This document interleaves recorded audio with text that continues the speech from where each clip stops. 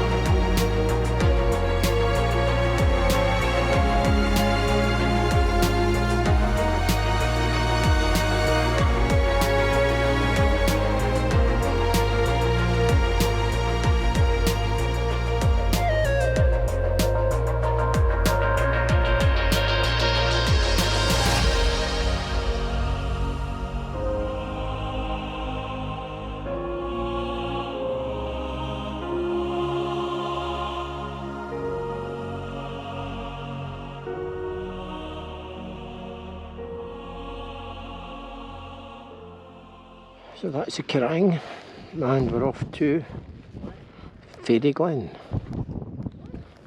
So the Faerie Glen can be best described as a weird and wonderful landscape with little hills and little locking ponds.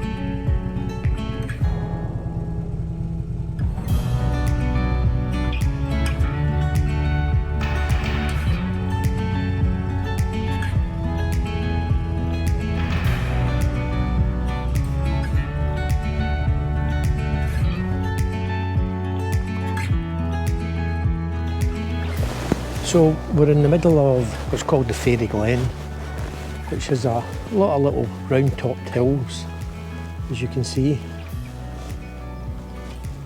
A bit like hobbiting.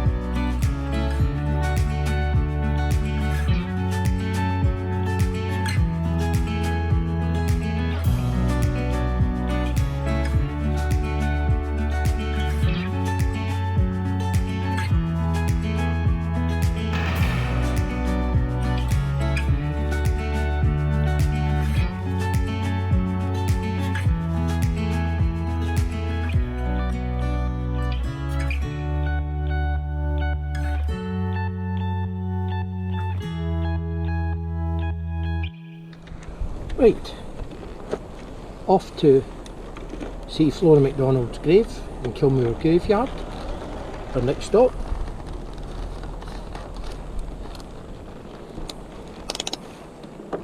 We're now heading into Uig. From there we'll be heading up to Kilmuir. So after passing through Uig, we'll head off to see Flora MacDonald's grave at Kilmuir Cemetery. On the left is Uig Terminal, ferry terminal. I think that takes the boats over to Stornoway or Harris. Don't know, it's either one of the two. I'll need to get it checked out. No ferries in at the moment, so they all must be on their way somewhere.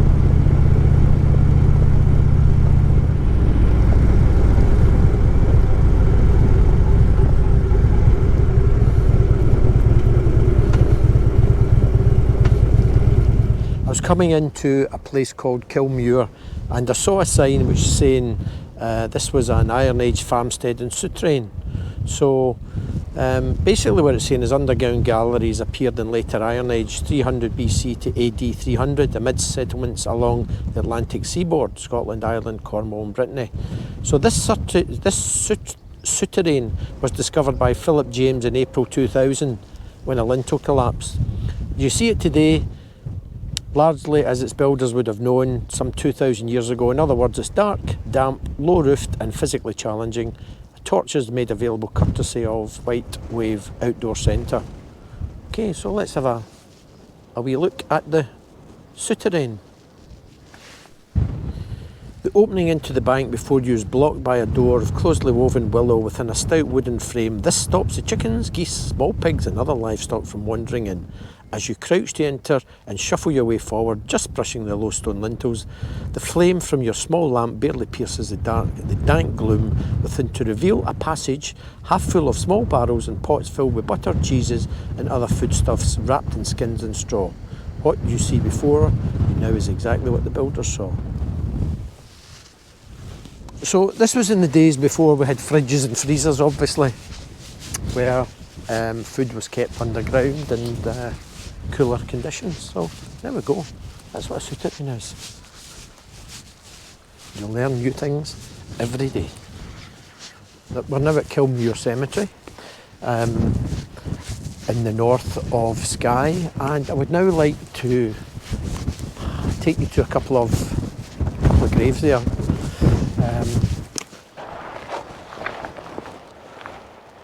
Kilmuir Cemetery. A lot of people might think that, but anyway,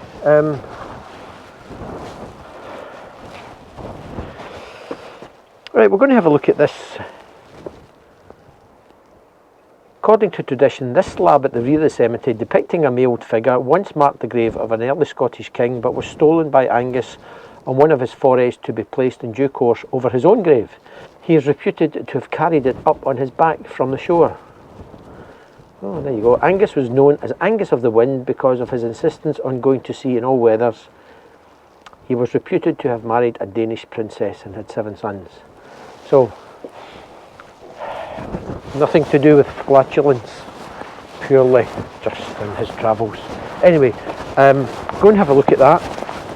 And there's another stone beside that which I found quite interesting, so let's have a wee look at that one as well. Okay, so let's go and see if we can find Angus's stone, which he carried up here from the shoreline. Aha, there we go. Now that was pretty damn impressive if he carried that up from the shoreline, wasn't it? That weighs a bit. Anyway, I'm also intrigued by this one here, Donald Gordon Steele. Donald was killed by a boulder while climbing Ben Dearg on the 3rd of July 1945. So he would have been about 19, and I was just wondering, was that the boulder that killed him? If indeed it was the boulder that killed him, it would be apt, but possibly a wee bit too close. Here lies the grave of Flora MacDonald. After aiding Bonnie Prince Charlie's escape from Skye, Flora was captured and taken to London. I think it was the Tower of London she was actually interred in. She emigrated to North Carolina and came back here and died in 1790. Not going to give anybody a history lesson in Flora MacDonald and Bonnie Prince Charlie. You've got to look up your Scottish history for that. So, there's Flora MacDonald's memorial.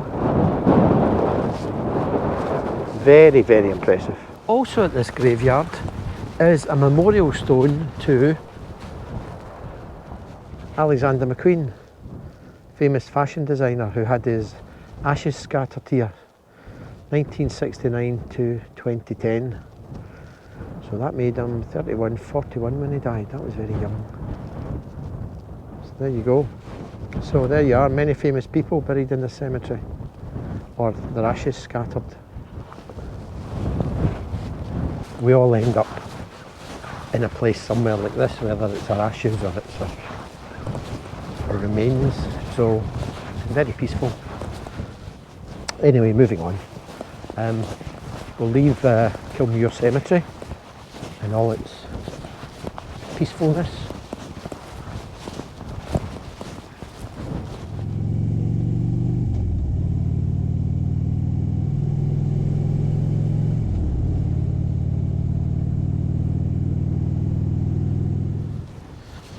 So this is Duntum Castle.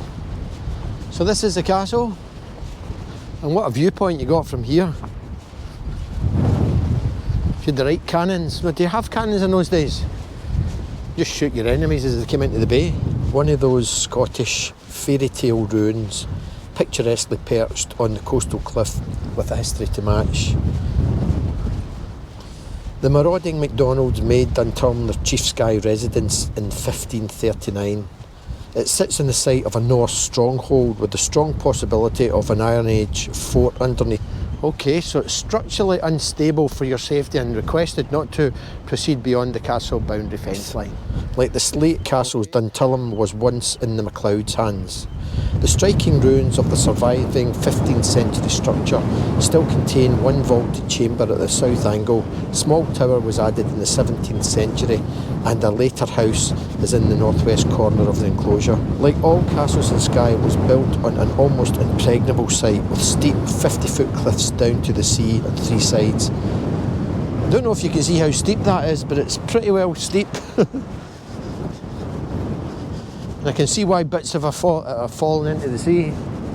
According to local tradition, the castle was abandoned when a nursemaid accidentally left the baby ere fall from a window onto the cliffs. More prosaically, after the failure of the Jacobite Rising in 1715, the castle and the Trotternish were forfeited to the Crown. Once renowned as the most imposing castle in the Hebrides, it was quarried for stone for the new MacDonald House at Monkstadt and progressively collapsed. Another large chunk fell away in 1990. It's hard now to visualise a virtual palace for all the wonderful lords of the Isles, but with a bit of imagination and some study of its fairly well documented history, we can begin to see some idea of what must have it been like. So, Dunvegan, 18 miles, next stop.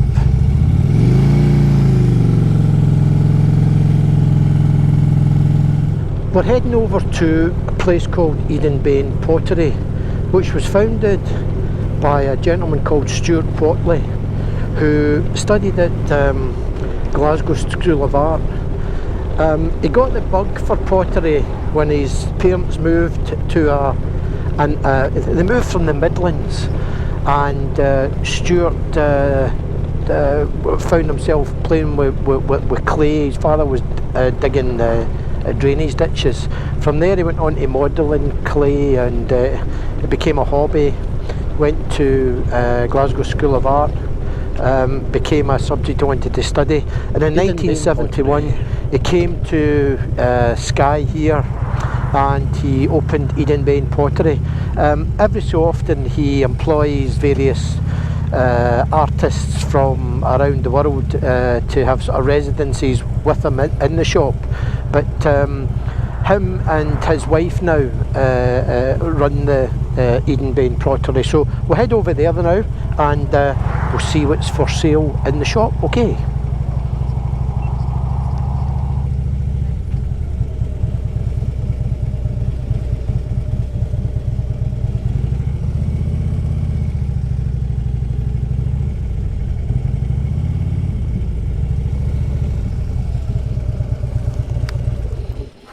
So here we are, Edinbane Pottery.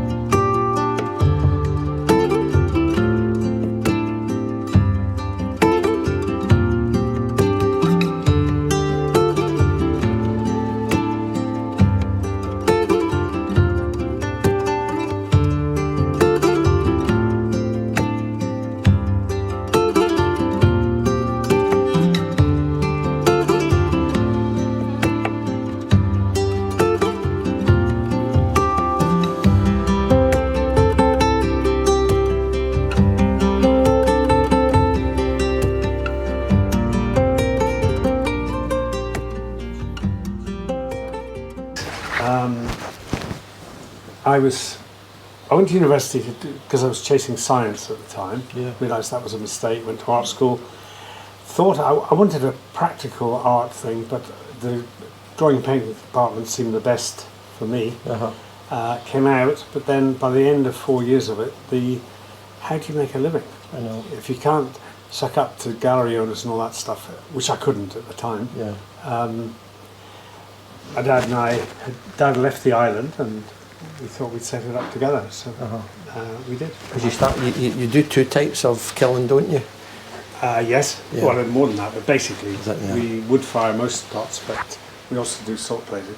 Okay. And we also do gas firing as well, but that's a small bit. How have you been affected by the COVID thing? Is that quite drastic over the last year? Well, it's interesting. Our stocks are better than they would have been had we not been locked down, because we worked on. Yeah. So we're banking pots. We were banking pots, and now it's opened up. It's busier. It's a bit busier than it would be normally. So. And has the pottery been here since weekend? Has it been in this same Yeah, place? we opened in '72. Okay. It's a long time. It's Well, just to recap where we've been in part 4 of the Roe Webb Road King trip to the Isle of Skye. We started off at the Quaraing, and from the Quaraing we headed over to Uig. Or when we got to Uig, we did a wee detour over to the Faerie Glens, and then we backtracked and we followed the road down to Carbost, passing Loch Snizort. From Carbost we then finished part 4 at Edinbane Pottery. So that's where we are today. Join us for part 5 and you'll see the other part of the island. Okay, so we'll see you in part 5.